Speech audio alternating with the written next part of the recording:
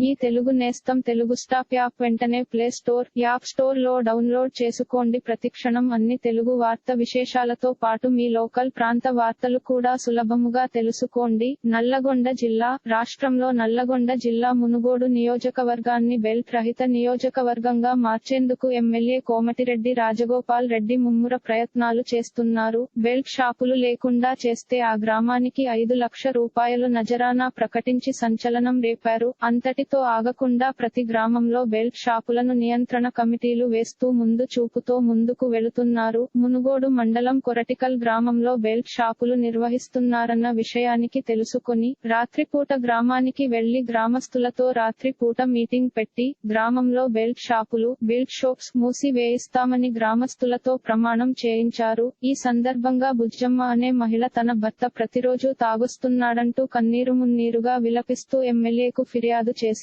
Belt షాపుల ద్వారా మందు అమ్మడం వల్ల ఇబ్బందులు పడుతున్నామంటూ మహిళలు రాజగోపాల్ రెడ్డికి విన్నవించుకున్నారు. బెల్ట్ షాపులను బంద్ చేయించాల్సిన బాధ్యత మహిళలదే అంటూ అక్కడే 10 మంది మహిళలు, 15 మంది పురుషులతో కూడిన కమిటీ ఏర్పాటు చేశారు. రేపటి నుండి బెల్ట్ షాపులు మూసివేయాల్సిన బాధ్యత కమిటీలే తీసుకోవాలని చెప్పారు. ఇలాంటి మరిన్ని తెలుగు వార్త విశేషాలు కోసం ఛానల్ కి సబ్స్క్రైబ్ చేసి గంట నొక్కడం మర్చిపోకండి.